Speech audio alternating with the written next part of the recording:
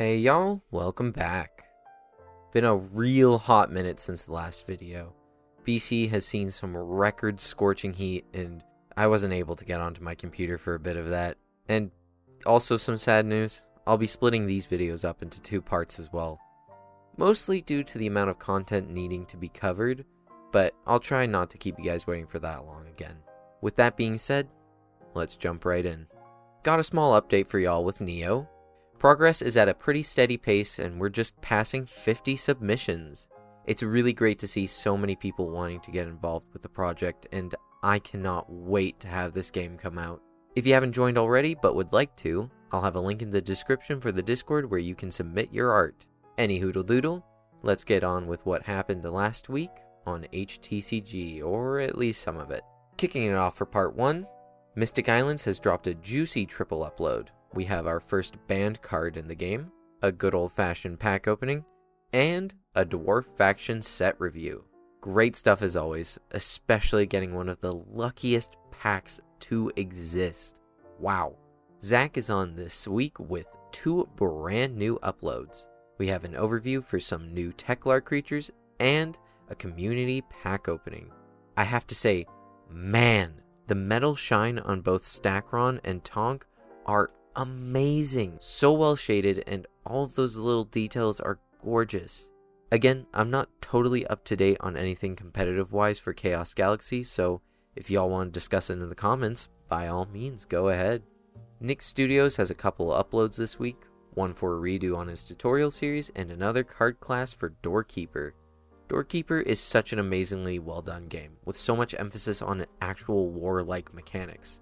You're fighting with an army. You have resources to obtain, you control siege weapons, it's expansive. I highly recommend giving these videos an in-depth look as it helps understand the mechanics super well. A very exciting comeback, Rune TCG has uploaded once again with a bosses tier list for the game. Rune hasn't uploaded in some time, but it's very good to see him back. I had actually gotten some cards for a community opening I was gonna do, and I loved everything I saw. It's a very unique concept, having a perfect blend between MTG and Pokemon.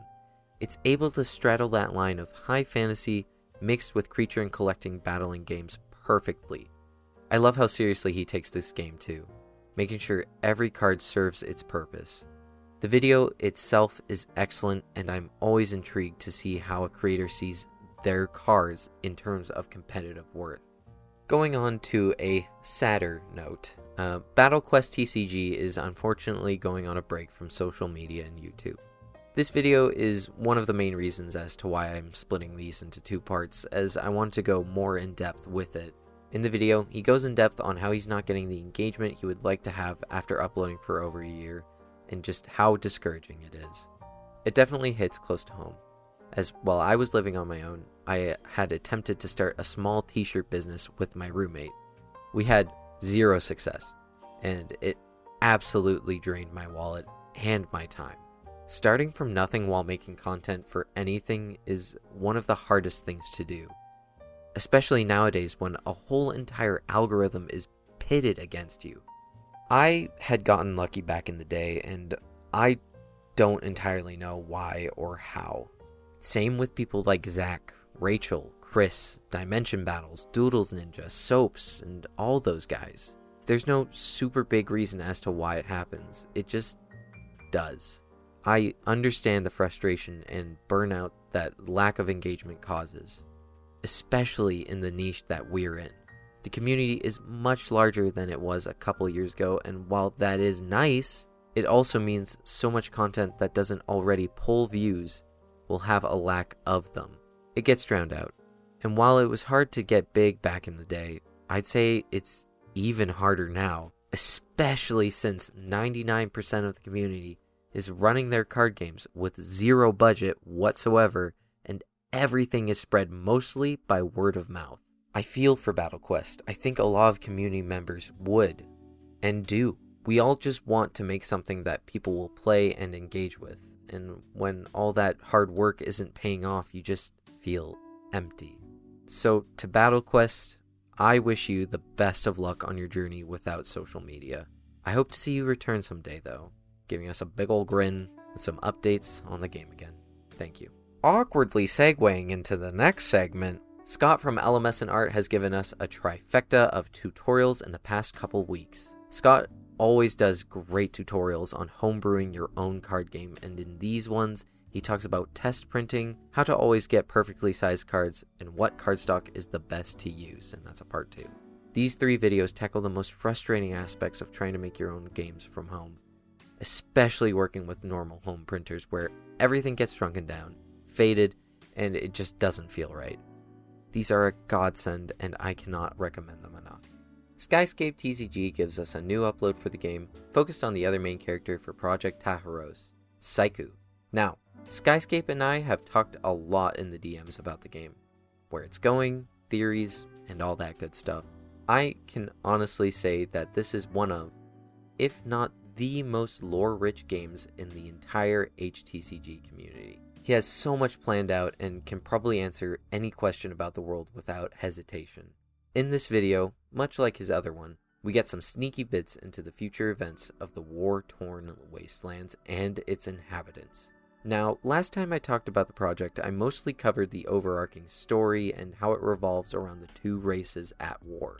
What we didn't know at the time was why. Why were these 2 races at war? To answer that question, y'all are gonna have to wait for his next video set to come out on the first chapter of the story.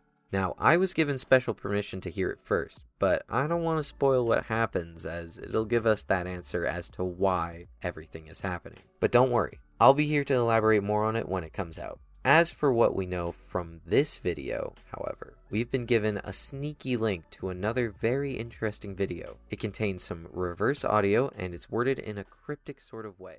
It is your destiny to save your people in this world, as it is in all worlds. It is you. They call you a demon. Then you've seen nothing yet. But to break it down for y'all, we have a lesser demon talking in the reversed audio, giving a prophecy to Saiku on how he will save his people. Saiku is the second normal audio, with the last bit of laughter coming from what Saiku describes as a real demon, Sayor. Now, the reason why Saiku says it in this way is because the dragons call Taharos the demon of Mok Gul, and why the dragons call him this is actually already known. Remember that scene from the first teaser of the bloodied axe and baby dragons? That was Taharos. He slayed that nest. So now we know that Saiku is summoning Sayor to punish and defeat Taharos. But why? Why would Taharos do this? Well, that'll be answered in Book 1, Chapter 1 of the Great Kin War. But I wouldn't want to leave this segment without giving y'all a little bit of info, even if it's just like a hook. So, all I'll say for now is that war never changes. It also never ends. Jumping into a less heavy segment, Brian Eliason has also given us a set of 3 videos. We got a Q&A announcement for when he reaches 100 subscribers, a drawing tutorial, and a speed art for Coin Adventure TCG.